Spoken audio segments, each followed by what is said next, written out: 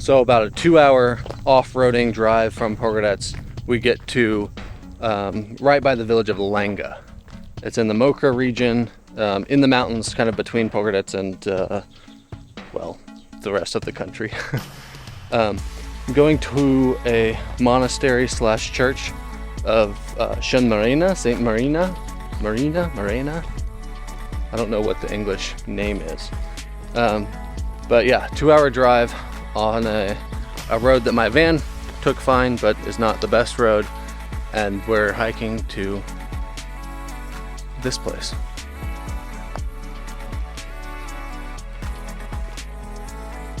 So there's a legend that goes along with this monastery and this church. It's the legend of Shën Marenë, of Saint Marina. And as with most legends in places like this, especially with this kind of ancient history, the validity is really hard to confirm.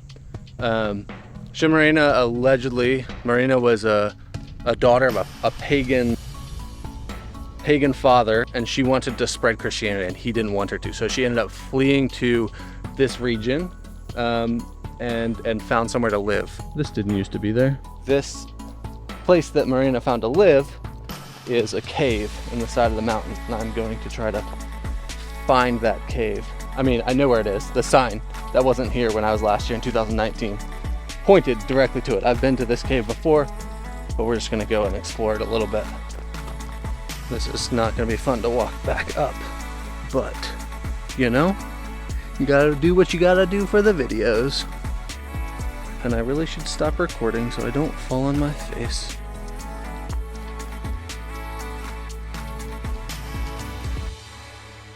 Based on the movies I watch, I probably should not go in here, but I don't care. We're going in anyways.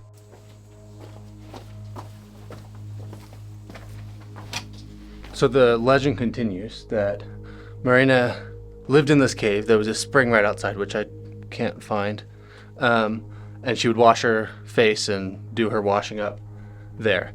And her dad was upset that she was hoping to spread Christianity. And so what he did is he sent a bunch of people to kill her, but when they came to the cave, they thought the entrance was too small and they didn't want to go in there. They thought nobody could possibly live in here. But allegedly it gets bigger the further you go back. So the entrance wasn't tiny. I was able to get through just fine, but let's see what the rest of it looks like. I mean, it does get a little bit bigger. I can stand up now.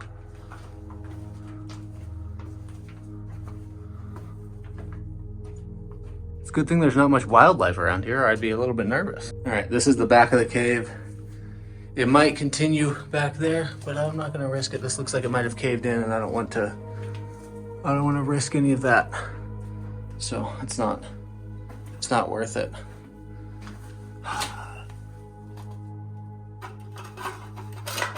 Seriously.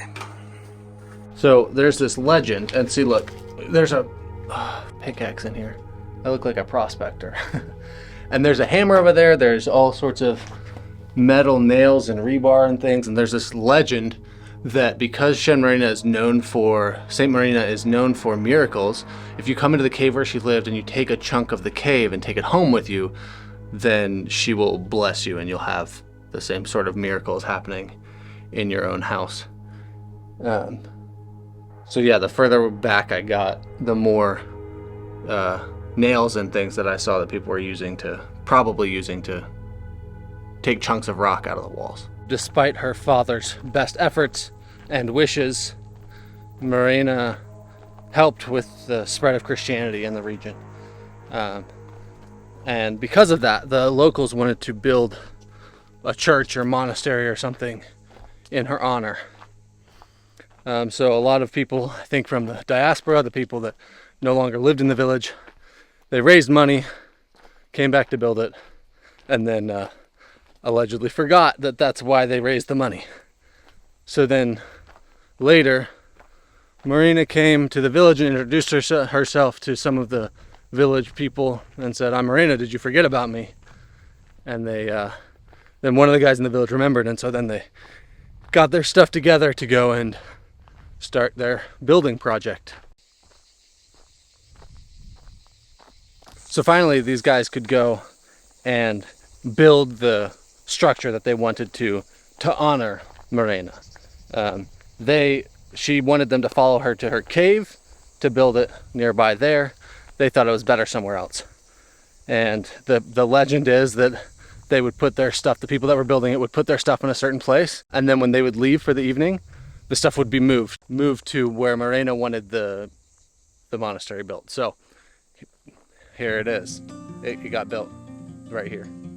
I think that this was the monastery, and that's the church.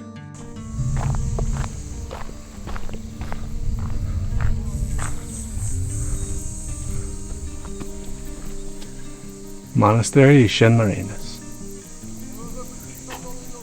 So I'm not going to film inside the church because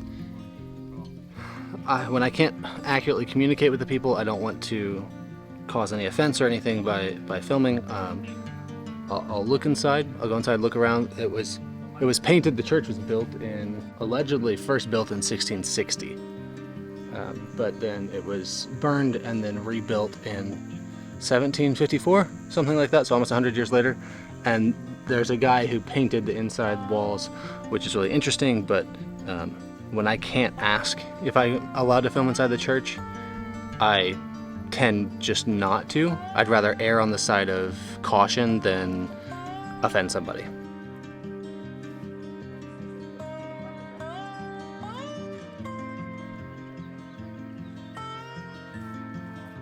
The interior of this place is really, really well preserved. I believe it's a cultural monument in the country now, which aids in, maintaining the preservation of it. But the photos inside, or the paintings inside, remind me of the church that I was at in Judorcastor the other day. I'll link the video up in the corner. But they look similar and almost like as well maintained too. It's impressive. So I'm just chilling here in the shade under this massive mulberry tree. Puts out a lot of shade. It's really nice actually. There's a couple of groups here. One of them's spit roasting a sheep. The other, the holy man of the church is sitting there, which is why the church is open. People come up here. Sometimes people come and camp here. July 30th is like a celebration day for Shën Marenë, which then causes lots more people to come. They camp, they sleep, they eat, they celebrate, and they pray to Shën Marenë for miracles often. So that's a very common thing to do. I thought about camping, decided not to this time, but I'll probably come back and do it sometime. It's just a really nice, quiet, calming area.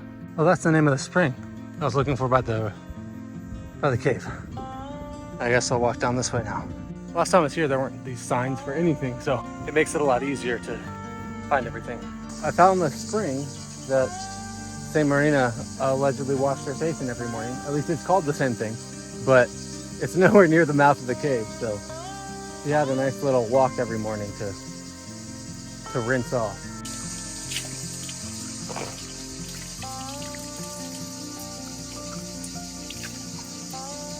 Hey look, she even had a mirror to do her makeup in. Okay, that's everything for this video, and I will see you guys next week.